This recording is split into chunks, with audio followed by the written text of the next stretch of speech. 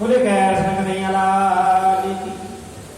सत्य नहीं हो, पता तो नहीं चले घूंघट में कौन कथा सुन लो कौन सो जाओ, क्या कह सके कुछ नहीं। बोले गैर कन्हैया लाल की। पूतना बोली मैं घूंघट लगाकर चली जाऊंगी, फिर कौन समझ सकता है। वैसे घूंघट का जो प्रचलन है ना भैया, भारत की नारियों में नहीं था, भारत में पहले घूंघट नहीं था। भारतीय संस्कृति में हमारी में घूंघट की कोई प्रथा नहीं है, बहुत बाद में आया है। ये पता प्रचलन क्यों चला? मुसलमानों के आने के कारण चला। क्यों? क्योंकि ये हमारी बहन बेटी को तकते थे, इसलिए घूंघट की प्रथा चली। बाकी हमारे भारत देश में कहीं घूंघट नहीं है। चाहे आप रामायण में श्रवण कर लो, जानकी जी ने दशरथ से घूंघट लगाया, ऐसा किसी शास्त्र में नहीं लिखा हुआ है। हमारे यहाँ तो कहते हैं सिर पर पल्लू ढक लो, यही सम्मान की बात है। सिर पर जो पल्लू है यही सम्मान माना जाता है।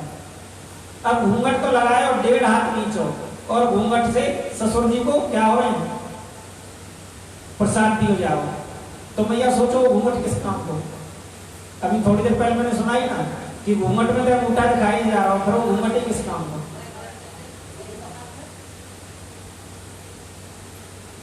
और ऐसे घूंघट का मतलब भी क्या?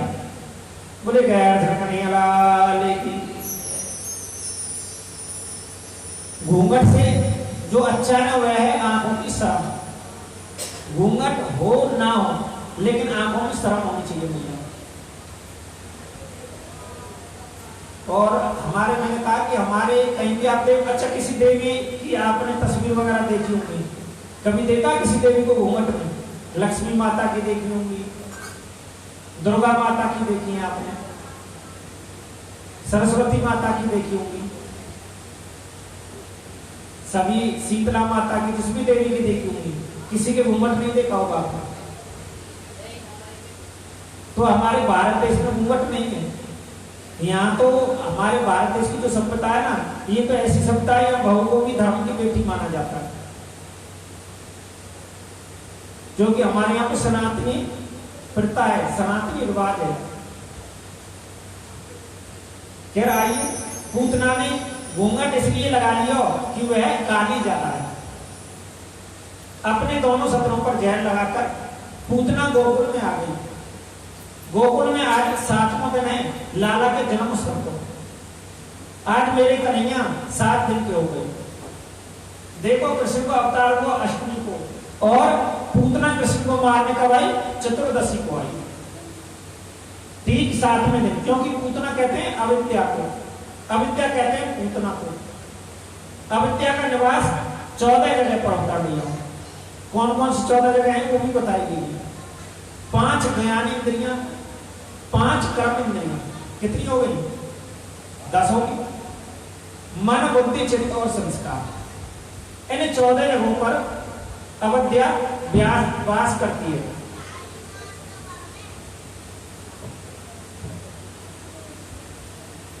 पूतना नंद के द्वार पर पहुंची। यहाँ तो सब लाला के जन्म उत्सव को आनंद मना रहे हैं, मगन हो रहे हैं, सब नाच रहे हैं।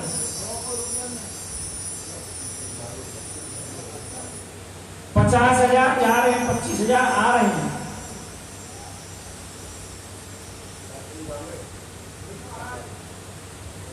बोले गैर कन्हैया लाल की।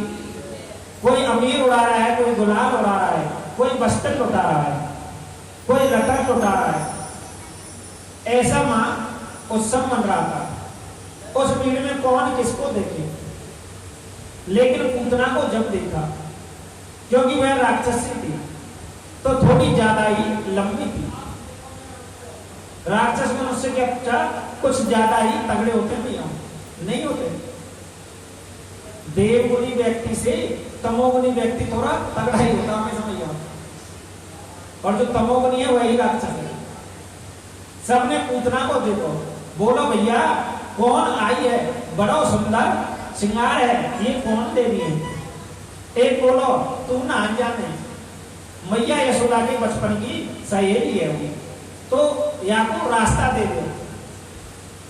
मेरे गोपाल के पास में पूतना चली गई, मैया यशोदा पलना के पास में खड़ी है और नंद अभी मथुरा से लौटे नहीं।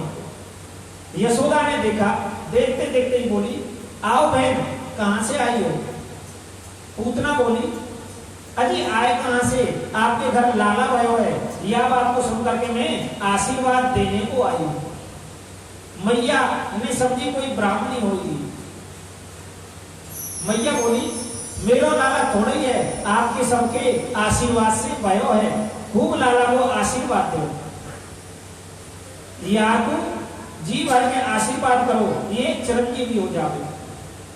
मेरे घर अतिथि आए हुए, अतिथि सत्कार करना परम जरूरी है, परम धर्म है। अतिथि सत्कार करके जाऊं, आप लाला को आशीर्वाद दो। यशोदा मैया चली गई अतिथि सत्कार करने और पूतना पल्ला के पास में बोली, हाँ आप जाओ अतिथि सत्कार करने, मैं लाला को आशीर्वाद दे दूंगी। आई किस लिए हूं? आशीर्वाद देने तो आई हूं। सब लोग नाचने गाने में लगे हुए हैं। अब तक पूतना को घूंघट लगा था और कन्हैया के पल्ले के पास आते ही घूंघट को उठाए। जैसे ही घूंघट को उठाए, पूतना ने गोविंद को देखो, मेरे नन्हे से गोविंद ने दोनों नेत्र बंद कर लिए। परीक्षित ने प्रश्न किया कि भगवान ने पूतना को देखकर आंखें बंद क्यों की? सुखदेव जी कहते हैं, राजन, भगवान ने आंखें बंद इसलिए की, शायद प्रभु के मन में गलानी हो गई कि मेरे 24 अवतारों में 2 ही अवतार श्रेष्ठ हैं, राम अवतार व कृष्ण अवतार, और दोनों ही अवतारों में पहले राक्षसनी को मारना पड़ रहा है। क्योंकि जब राम अवतार में आए तो सबसे पहले किसको मारा भगवान ने? ताड़का को मारा। गुरुदेव लेकर गए ना, तो ताड़का का संहार किया सबसे पहले। और कन्हैया आज सबसे पहले किसको मारेंगे? यहाँ पर पूतना का संहार करेंगे। इसलिए प्रभु के मन में बड़ी गिलानी हो गई। गिलानी की वजह से गोविंद ने अपने दोनों नेत्र बंद कर लिए। कोई कोई संतों का एक भाव और भी है कि शायद प्रभु ने इसलिए नेत्र बंद किए। प्रभु ने सोचा कि यह राक्षसी तो है, लेकिन कार्य यह वही करेगी जो मां करती है, इसलिए आंखें बंद करके प्रभु ने सोचा होगा कि कौन सी मुक्ति इसे देनी चाहिए, क्योंकि मां भी स्तनपान कराती है और यह भी मुझे स्तनपान कराई। और एक संत बड़ा सुंदर भाव करते हैं, कहते हैं परमात्मा की आंखों में सूर्य चंद्रमा का वास है। दाहिनी आंख में सूर्य और बाईं आंख में चंद्रमा का वास है।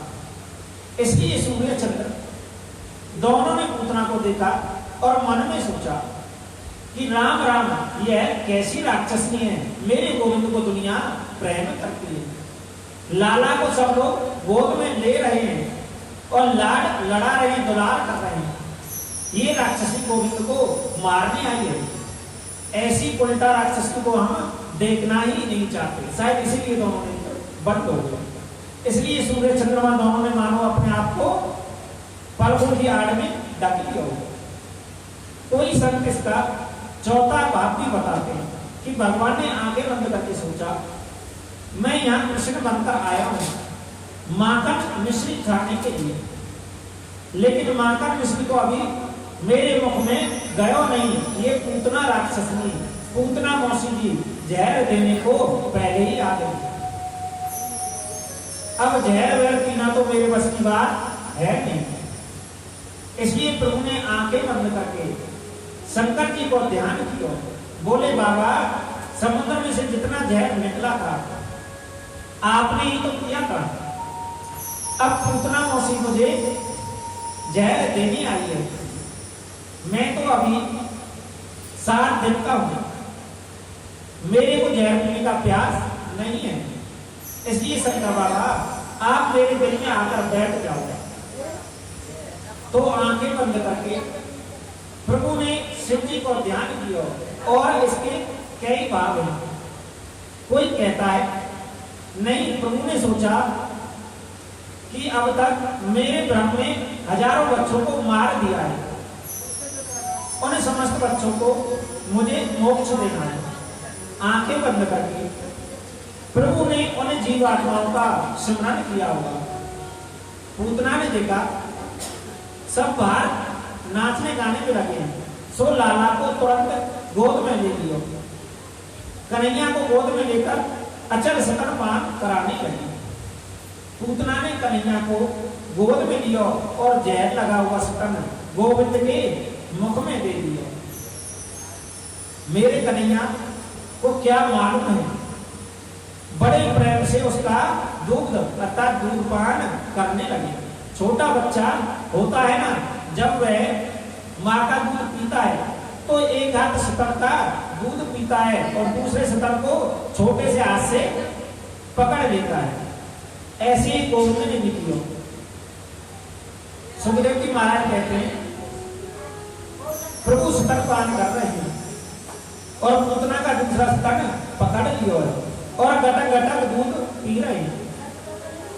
पूतना ने सोचा बस एक घूंट पिएगा और जहर इसके मुंह में चला जाएगा। पन्ने में डालकर भाग जाकर मुझे कौन पकड़ सकता है, लेकिन यहाँ तो 5 मिनट हो गए, कोई असर ही नहीं होगा।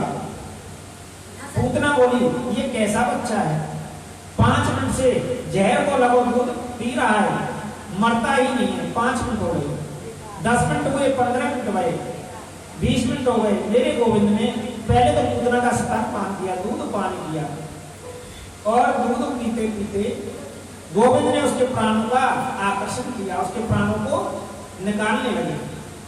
और भैया जब प्राण निकलते हैं ना तो श्वास लेने में कठिनाई होती है।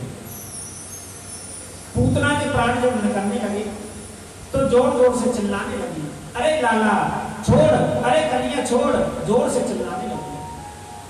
अरे लाला छोड़, अरे कन्हैया छोड़, जोर से चिल्लाओ। 7 दिन का कृष्ण बोल गया, केवल 7 दिन के हैं अभी कन्हैया। पूतना जब छोड़ छोड़ करने लगी तो कृष्ण बोले मौसी जी हम पे तो क्या करना आवे, हम पे तो केवल पकड़ना आवे है, छोड़ना तो हम पे आवे ही ना है। अब तो आपको ठिकाने लगाकर ही छोड़ेंगे। और पूतना बोली हे भगवान ये 7 दिन का बच्चा बड़ों के जैसे बोलता है, ये कोई चमत्कार मालूम होता है। प्राण उसके जैसे ही निकले विकराल रूप धारण कर लिया। किसने? पूतना ने, और जमीन पर गिरा। सुखदेव जी महाराज कहते हैं यहाँ पर पूतना जब जमीन पर गिरी उसका शरीर कितना बड़ा है, भागवत जी में वर्णन है 18 किलोमीटर का हो गया। भैया 18 किलोमीटर का हो गया, मतलब समझते हो 18 किलोमीटर का तो कम से कम ऐसे समझो ज्यादा बिना तो कुशलीपुर के आसपास तो पहुंच ही जाओगे। अर्थात कोस में बोले तो 6 कोस का पूतना हो गई मरते समय। और इतना विकराल रूप हुआ जितने बाग बगीचे थे पूतना के शरीर के नीचे आकर सब चकना शुरू हो गए। एक वृंदावन के संग तो ऐसा भी कहते कि लाला तू जाने पूतना मरी जब वहां को शरीर कितना लंबा है। संत बोले वहां के पांव गिरे कहां पर, सुना भैया कहां पे गिरे पांव पूतना के? पूतना के पांव गिरे पैगाम में और मूड गिरो मुड़ासन में और हाथ गिरे हाथरस में जाके, कान गिरे कानपुर में जाके। और 18 किलोमीटर की बात भागवत जी में लिखी हुई है भैया। अब सब ब्रजवासी दौड़े दौड़े आए, बूढ़ी बूढ़ी माताएं आई, विशाल पूतना पड़ी है यशोदा के द्वार के आगे मैदान में। उसके बक्सर पर कन्हैया विराजमान है।